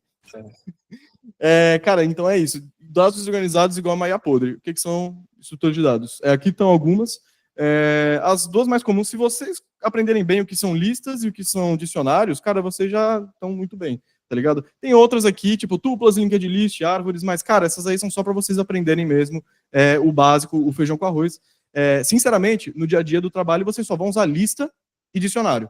Em processo seletivo, se vocês estão fazendo processo seletivo na gringa, se o cara chegar para você e falar, qual estrutura de dados você vai usar? Você pega e fala, eu botaria tudo no hash map. Você provavelmente passou na entrevista gringa, porque quando os gringos ouvem hash map, eles já ficam malucos, entendeu? É tipo isso, eu não tô brincando. Listas, você se declara no Python como um colchete, e aqui dentro você pode colocar tudo. Eu coloquei aqui 0.8, 3.5, enfim, vocês podem colocar, entre aspas, texto, que é string. Isso aqui é double no Java. Se você pegar e colocar 0.0000001, é um float no Java, tranquilo? Então vocês estão vendo que eu não preciso declarar nada. Posso simplesmente imputar as coisas na lista. Mesma coisa com o dicionário, mas no dicionário a gente tem duas coisas principais aqui. Tem os nomes dos itens e os valores dos itens. Fica mais bonitinho de você documentar, de você fazer, e dá muita chance de não rolar alguma besteira. Escolha bem a estrutura de dados, porque isso aí vai afetar a performance, velocidade, facilidade de gestão e eficiência do teu código, tranquilo? Até aí tudo bem? Fechado. A terceira coisa que vocês devem fazer, aprendemos programação básica, aprendemos estrutura de dados, somos profissionais nisso agora. O que a gente faz agora? APIs e protocolos. Infelizmente, para quem não gosta, é uma coisa essencial para se aprender no mundo de engenharia de IA hoje em dia. Até para cientista de dados, engenheiro de machine learning, você tem que saber o que é uma API, tranquilo? O que seria uma API? Application Programming Interfaces. Interfaces de aplicação para programação. Eu não sei se eu traduzi isso bem, mas enfim. Você acabou de treinar um modelo de machine learning, você usou os algoritmos mais avançados do mundo, nossa, melhor modelo do mundo, top 24 modelos, e agora? O que você faz? Coloca ele numa API, pô. Bota ele numa API, deixa ele utilizável para outras pessoas, outros clientes, cara. É importante vocês terem essa experiência de colocar um modelo de machine learning em uma API. É extremamente importante. E, cara, vocês têm que hospedar o teu modelo de machine learning em algum lugar. Vocês têm que hospedar o teu chatbot em algum lugar. Se vocês estão usando o IA generativa para fazer alguma coisa e vocês estão fazendo isso, tipo, no código mesmo, tem que colocar em uma API, senão ele vai ficar no Jupyter Notebook para sempre e vai ser esquecido. Então, coloca numa API, o pessoal acha muito mais impressionante. recrutadores, todo mundo. Tem alguns conceitos básicos, mas eu vou pular porque eu estou sem tempo. TCP, Transmissão Control Protocol, HTTP. Quando vocês têm uma URL, qualquer site, tranquilo? Vocês vão perceber que no começo do site tem HTTPS. É uma estrutura de dado, eu não estou brincando, é uma estrutura de dado de mensagens via internet. Então, quando você está utilizando alguma API, a primeira coisa que você vai colocar para acessar essa API é o URL dela, é o link. É tipo, sei lá, vocês fazem código no Python que vocês colocam uma stringzinha ali com um site e você acessa esse site para pegar alguma coisa do Python, tá ligado? E tem um MCP também que eu vou explicar depois, não vou nem falar disso agora. E como eu falei para vocês, olha, isso aqui é um código mostrando como é que eu consigo acessar uma API no Python. Começa com HTTPS, o link da API e alguns endpoints. APIs têm endpoints. Uma API pode ter trilhões também não, calma. Uma API pode ter 30 endpoints, tá ligado? Cada endpoint faz uma coisa diferente. E a gente vê qual endpoint a gente quer usar no //, basicamente isso aqui. Eu encorajo vocês a estudarem um pouco sobre API, porque eu não consigo cobrir 100% do conteúdo aqui, mas APIs. Tem 5 métodos principais e, cara, eu nunca aprendi métodos de API de uma forma convencional, do tipo, não, é um negócio para você pegar... Não. Para mim, quem me ensinou foi um amigo meu da faculdade chamado Vini Lobo. Ele chegou e falou, get me dá isso, poxa, salva isso, put ia trocar isso por isso, pet ia trocar essa parte aqui, delete e apaga que deu ruim. Eu aprendi assim, velho. Então, tá aí. Outra coisa... Oi. Um adendo, antes de passar, sobre a API, desculpa aí, interromper, mas só porque é importante falar isso. Olhem os cabeçalhos, headers. É importante saber sobre headers, porque é ali que mora o segredo e a charada de se você vai poder acessar ou não a API. E vejam uma coisa chamada throttling, que é a questão de disponibilidade da API. Isso aí é avançadão e isso aí é necessário hoje em dia. Passa aí, pai. Rapaz, é muita coisa. Vou explicar banco de dados. É brincadeira, eu não vou não, só vou falar que precisa de 3 coisas para ir. SQL, no SQL, vocês precisam saber o que é isso aí. Bancos vetoriais também é muito importante, tipo, para fazer reg, essas coisas. Como conectar no banco de dados também é super importante. Tipo, realmente, para vocês conectarem num banco de dados, vocês precisam saber como esse banco de dados funciona. Tipo, é impossível vocês utilizarem um banco de dados se vocês não sabem conectar nele. Para conectar no banco de dados, vocês só precisam, tipo, declarar um host, declarar uma senha, declarar qualquer coisa, assim, que envolve API, conexão, e, cara, é um conhecimento meio avançado, tipo, dependendo do banco de dados. Eu falei parecendo um maluco, desculpa, gente, até dei uma volta aqui, tem um TDAH, desculpa. Matemática e ML básico, aí que a gente mete o louco, beleza? Cara, machine learning sem matemática é como receitar bolo sem ingrediente, beleza, gente? Vou falar para vocês que é uma coisa chata de pegar no início, muita gente se desmotiva no meio do caminho, porque pega isso aí em uma matéria e fala, pô, isso aqui é muito complicado, nem ferrando que eu vou querer trabalhar com isso na vida. Por que matemática? É a base por trás da mágica inteira de inteligência artificial. Modelos que aprendem minimizando erros. Pilares são álgebra, estatística e probabilidade. Vamos falar um pouquinho sobre álgebra linear? Isso aqui é a fórmula mais básica de um modelo de machine learning. Isso aqui é um modelo Perceptron, é o modelo mais simples que existe. Olha esse trambolho, velho. Tipo, de verdade. Eu, se começasse a estudar agora e olhasse para isso aqui, eu ia ficar em choque, cara. Não, tipo, de vez em quando, você precisa de umas bases muito profundas de álgebra linear para entender isso aqui. Agora, hoje em dia, tem formas de vocês pegarem, jogar essa fórmula no GPT e ele te dá uma imagem igual essa aqui. Tranquilo? Como vocês podem ver, essa imagem aqui deixou o cálculo muito mais fácil. É só uma bolinha, um monte de seta entrando na bolinha e um Y. Dá para eu entender melhor assim. Então, tem métodos de vocês pegarem algoritmos complicados e jogarem no GPT para ele explicar melhor. Você pode simplesmente pegar e falar, pô, eu não sei o que é esse W aqui. Aí, finge que eu sou o GPT.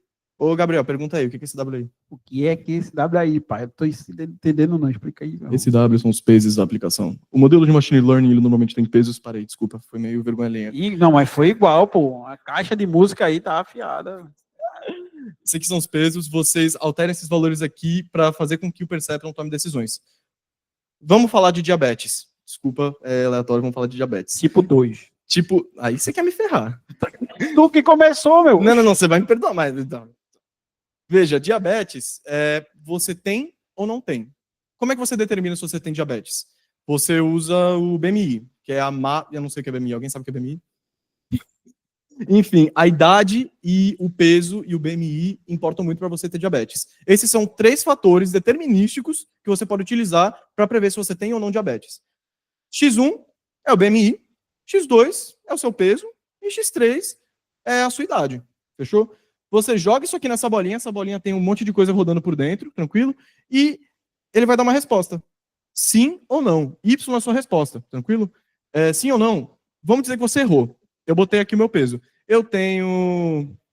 Eu não vou me explanar aqui, não. Eu vou falar o peso de uma pessoa aleatória. Tenho 80 quilos, sei lá, 40 anos e o BMI está em 90%. E aí, fala aqui que eu tenho diabetes. Se o modelo falou não, ele errou.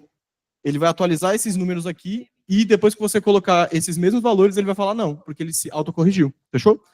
Não é muito melhor entender assim com gráfico do que com esse trambolhão aqui? É muito melhor, é muito melhor. É muito melhor, é isso que eu queria ouvir. A universitária aqui diz que BMI é IMC. Isso! Desculpa pela informação Se tu errada, fosse rapaziada. pegar em galego, pô, o negócio BMI, quem é que sabe que é BMI, meu irmão? Pode crer, Tá ligado? Rapaziada, desculpa, eu trabalho em inglês, mano. Pouco De vez em aí. quando eu falo como coach, eu fico em choque, mano. Ali, Eu ó, não sei nem o que tá acontecendo. almoçou lente em pó, meu irmão. Esse bicho tá...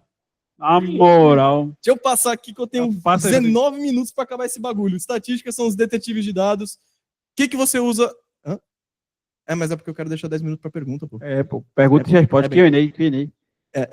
Entender a distribuição de dados. Por exemplo, quando você começa um projeto de machine learning, a primeira coisa que vocês têm que fazer, rapaziada, eu vou falar muito rápido, desculpa. Quando vocês estão iniciando um projeto de machine learning, a primeira coisa que vocês têm que fazer é entender os dados que você está trabalhando. Com isso, estatística é o detetive, fechou? Quando você treina um modelo de machine learning, você tem que explicar para o seu cliente por que o seu modelo de machine learning funciona. E você tem que falar para o seu cliente o seguinte: meu modelo de machine learning, ele tem uma previsão de 92% de chance. É probabilidade, não é uma verdade absoluta, tranquilo? Nenhum modelo de machine learning no mundo consegue prever 100% dos dados, nunca, nunca. Isso aí é uma coisa a que a gente sabe hoje em dia. É um gap surreal na pesquisa, na academia. É impossível um modelo de machine learning ter 100% de cobertura em todos os dados, tranquilo? Então, a probabilidade sempre vai errar uma hora. Tranquilo? E nós humanos também erramos, tá ligado? Errar é humano, errar também, machine learning também é possível, tá ligado? A trindade da IA, álgebra, estatística e probabilidade. Juntos, elas dão uma base. Então, se você quer iniciar na área, estude um pouquinho desses 3 que vai dar bom. Fechou? Agora eu vou falar para vocês o que as empresas de machine learning não falam, beleza?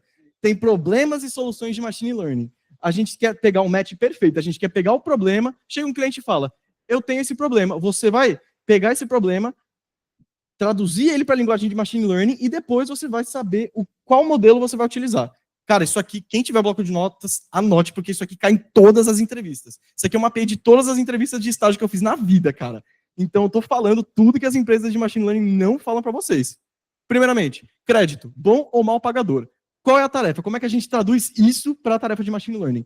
Tarefa é aprovar ou negar empréstimo. Isso aqui é uma classificação binária. A gente quer mandar os dados bancários para um modelo de machine learning e quer receber 1 ou 0. 1 significa que sim, ele é um bom devedor, vamos emprestar. 0, não. Esse cara é um caloteiro, não vamos emprestar, fechou?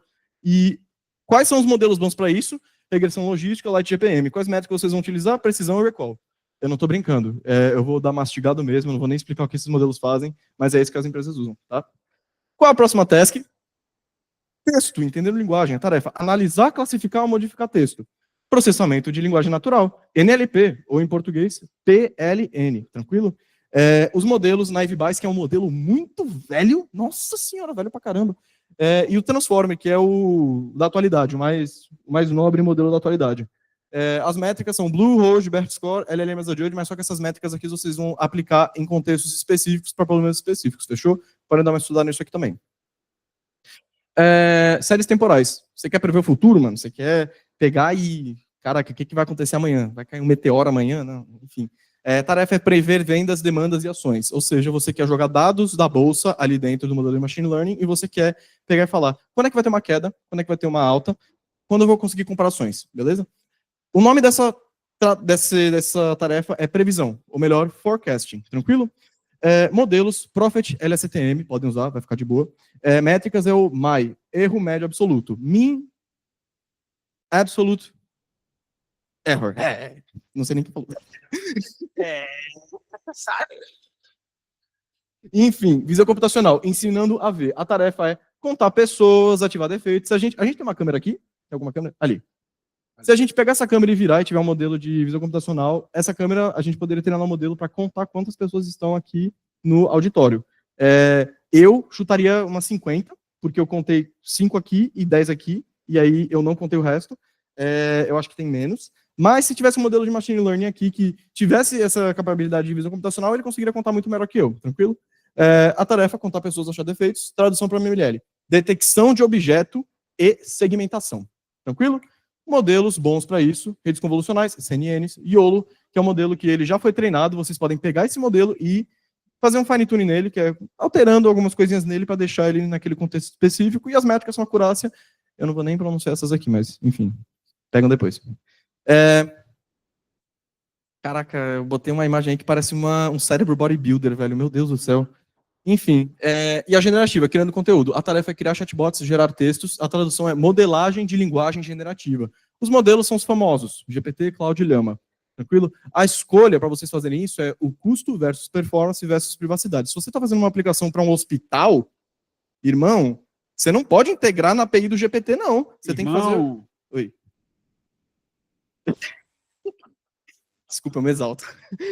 Você não pode fazer a aplicação rodando e integrando na API do GPT, não. Você tem que fazer um modelo local. O Llama, ele roda no teu computador. Você pode simplesmente baixar o Llama e, cara, ele vai funcionar no seu computador localmente sem enviar dados para ninguém. Então, privacidade é uma coisa importante também. Fechou? O que mais? O que tem? O que tem mais? Resumindo, crédito, classificação, texto, NLP, tempo, forecast, imagem, visão computacional. Como desenvolver tudo isso? Primeiro, traduz o problema, depois selecione o modelo. Fechou?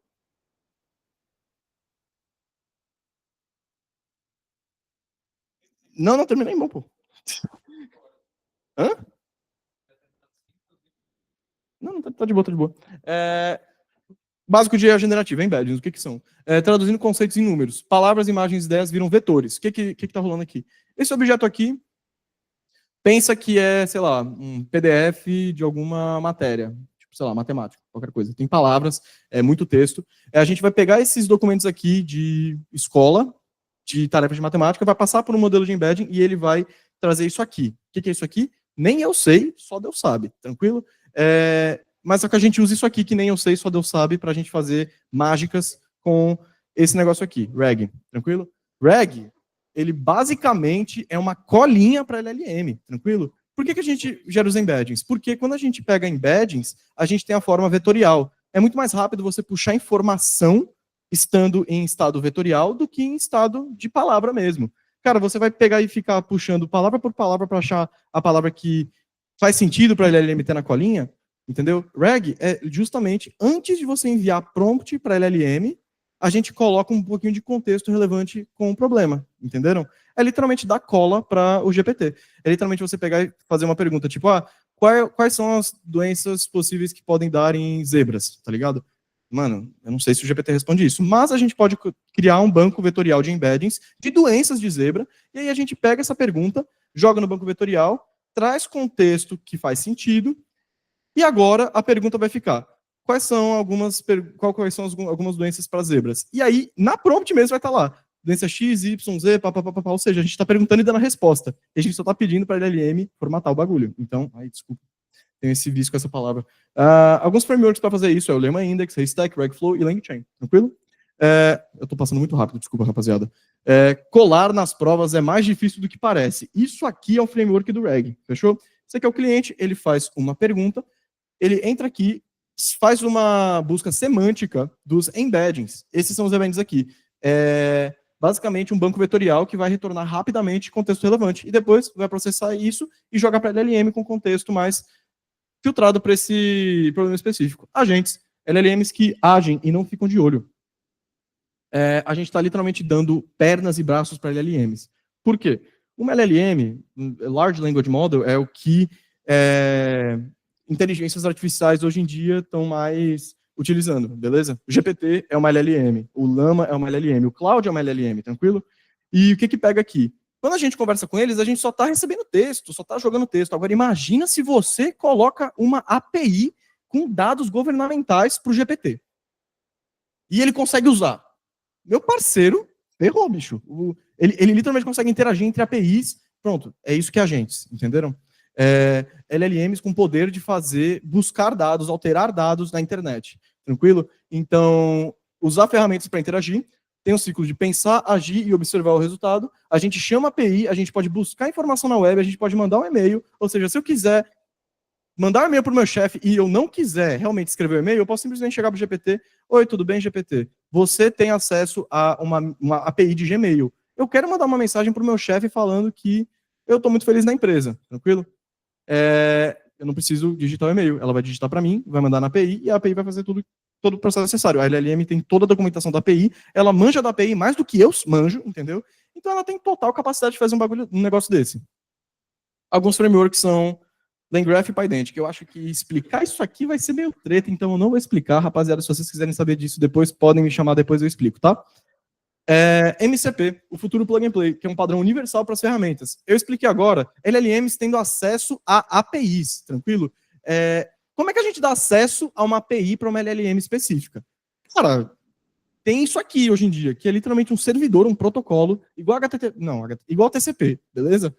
Esse protocolo permite a gente colocar APIs dentro desse servidor e qualquer LLM do mundo vai conseguir interagir com essas ferramentas se elas estiverem no servidor e a LLM também estiver no servidor. Então, nunca foi mais fácil do que botar ferramentas para LLMs como hoje em dia, tranquilo? Reduz drasticamente a carga de trabalho de engenharia também.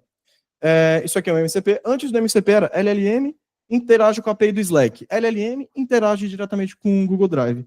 Interage com o GitHub. Fechou. Agora com o MCP, tu tem um agente aqui, ele tem um servidor que tem tool 1, 2, 3, 4, entendeu? Tá em cloud, a gente pode pegar todas as tools que a gente quiser, e aqui também, local MCP server, tool 1, 2, a gente pode fazer o que a gente quiser. E a gente depende do julgamento da LLM para selecionar as tools. Todas as tools têm as descrições, têm suas respectivas documentações, então a LLM vai pegar e falar, poxa, para essa atividade aqui, qual ferramenta eu vou utilizar? E aí, pega o servidor, eu tenho esse servidor aqui, cheio de coisa, eu vou dar uma olhada, vou dar uma buscada aqui.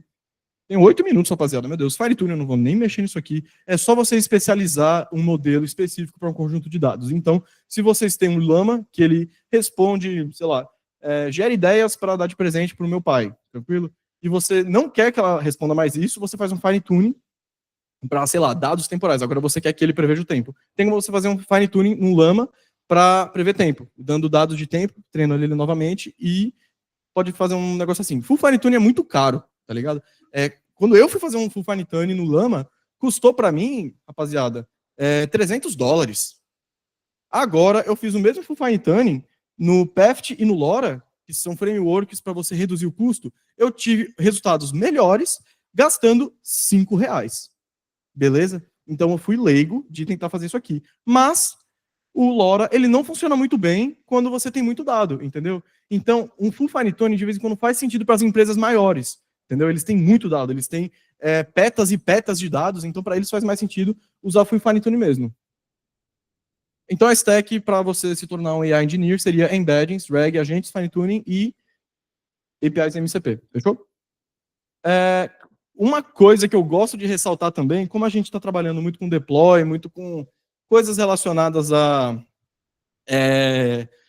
infra, a gente hostear uma API na internet, então eu acho que esse é um conhecimento muito válido, a stack de DevOps, tranquilo? E eu coloquei tudo em caps lock porque essa área é treta, beleza? É aqui que o filho chora e a mãe não vê, fechou? DevOps é para os fortes, então eu coloquei tudo em caps lock para ressaltar que é para os fortes, tranquilo? Jogando passarinho do ninho para aprender a voar, a Ferrari fora da garagem, do seu computador para o mundo e eu coloquei a mesma coisa que eu falei agora, rapaz. Tem alguns global hyperscalers, tem algumas clouds, Microsoft, AWS, Google, vocês podem muito bem entrar e botar Google Cloud, e vocês vão entrar na plataforma do Google Cloud, onde você tem serviços e serviços para você fazer deploy de uma API, para você interagir com alguma LLM específica. Eu tenho 6 minutos, ok. E, cara, isso aqui é importante, porque quando você entra nessas plataformas, eles vão te dar um site bonitão para vocês pegarem e ir clicando em coisa. Você quer fazer uma máquina virtual? Clica nesse botão, bum, sua máquina virtual está criada. E aí você esquece a máquina virtual ali rodando, e aí vai chegar uma conta no teu cartão de crédito custando R$1.500, tá ligado? Então, faça um favor, não usem a UI, aprendam o cloud direto do Terraform. O que é Terraform? Terraform é Infrastructure as Code, ou seja, ao invés de você usar o sitezinho bonitinho, você faz código relacionado à cloud. É muito mais seguro e vocês também têm muita chance de não gastar muito dinheiro à toa, entendeu? Mexer em cloud de forma mais segura e responsável, manipular cloud no código e não no sitezinho do Google, Microsoft e Amazon. É importante, fechou? Chega de clicar em painel, cria ambientes idênticos fácil, fechou? E se você está montando uma startup, alguma empresa, e você quer fazer a infraestrutura inteira dessa startup para a empresa, cara, ter uns scripts de Terraform traz uma maturidade muito grande para as pessoas que vão entrar. Hoje em dia, todos os profissionais do mercado relacionados à infraestrutura sabem de Terraform. É difícil você encontrar algum profissional de DevOps ou algum profissional de Infra e Cloud que não manja de... Sim. Que não manja de Terraform, então é bom aprender. Isso aqui é um códigozinho no Terraform. AWS Region. Isso aqui é a região para criar uma resource. O nome dessa variável é US East. Nome do projeto, então é só uma linguagem de notação, entendeu? Não tem lógica de tipo, nossa, eu vou fazer uma GPU do zero aqui. Não. É só linguagem de notação que se comunica com as clouds. E Terraform é muito bom porque ela se comunica com AWS, Azure, GCP, até, cadê o Biel? Até Azure Spark, esse bagulho se comunica, pô. Até Apache Spark, tudo, mano. Databricks, tudo, velho, tudo. Que rola? Tem duas coisas que eu vou falar bem rápido. Docker e Kubernetes. Docker é um container, uma ferramenta de orquestração de container. Ele empacota tudo em um container e ele resolve o problema de, na minha máquina funciona. Beleza? Esse problema é muito comum. Roda igual em todos os lugares, do lado portátil. Então, quando vocês fazem uma API, coloquem a sua API em um Docker. É uma boa prática muito boa. Depois de colocar a API de vocês num Docker, coloque o seu Docker em um Kubernetes. Agora, o que é isso? Esse trambolho aqui. Docker, esse container aqui, finge que é uma API, finge que é um chatbot, entendeu? Aqui dentro é seguro, é escalável e tal. Agora, se você está fazendo um site para um banco, ou tipo algum negócio grande, cara, Kubernetes é mais robusto, entendeu? Aqui é uma API, aqui é uma API, aqui é uma API, e dependendo da quantidade de pessoas que usam essa API, se tiver tipo 100 mil pessoas utilizando essa API e tá tipo, pô, vai quebrar um negócio, ele pega e divide a quantidade de usuários em 50% aqui. O nome disso é Node Balancer, tranquilo? E é uma técnica muito comum para engenheiros de DevOps. E é uma stack importante para a gente ter quando a gente quer fazer engenharia de IA. Tem o CSD também, caraca, eu tenho 3 minutos. CSD, basicamente, versionamento de código e vocês automatizarem todo esse processo que eu acabei de falar para vocês. Colocaram coisa no Kubernetes, fez deploy da aplicação, ela está rodando? Show! Vamos automatizar isso? Vamos deixar isso rodando de uma forma que outros desenvolvedores podem entrar no time, alterar um pouquinho de código e fazer o deploy automático das coisas é um negócio importante. E algumas ferramentas para isso é GitHub, GitLab e Bitbucket. Se vocês pegarem qualquer curso no YouTube e falar CI/CD no GitHub, cara, você vai pegar um vídeo de 2 horas de um indiano aleatório que vai ensinar tudo para vocês. Fechou? É verdade. Então, a stack de Cloud Infra e Deploy, Terraform, Docker, Kubernetes, CI/CD. Podem anotar isso em algum lugar, é bom para estudar também.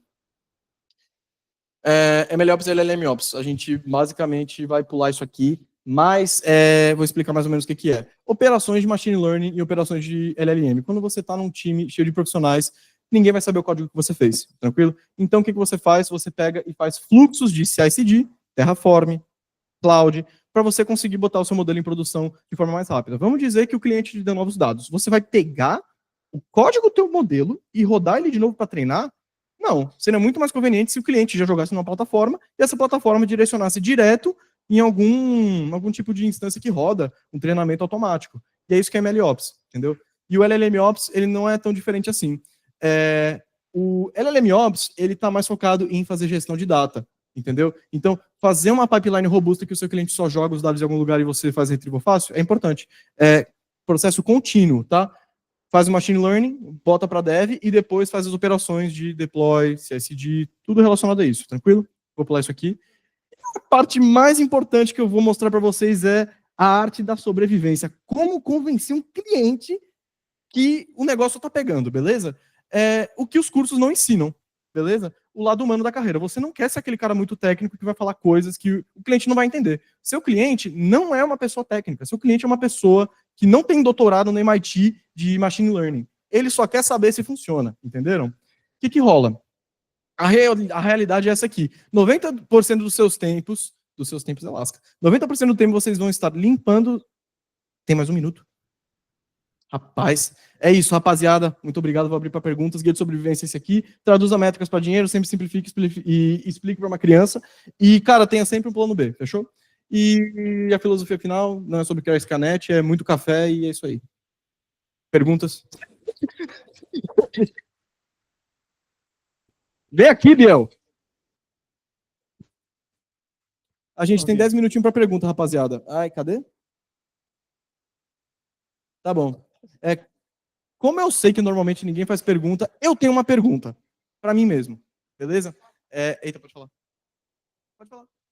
Só para avisar, pessoal, que o link dos slides vão ser enviados junto com certificados de quem bipou. E quem não bipou, depois dá um aviso que eu bipo todo mundo para poder chegar o certificado tudo certinho. Então, depois, quando terminar o momento de perguntas, a gente faz a bipagem para chegar o e-mail tudo certinho para todo mundo. Fechado. Gente, perguntas. Tem 10 minutos para perguntas. Como eu sei que... Caraca, pode dar ali.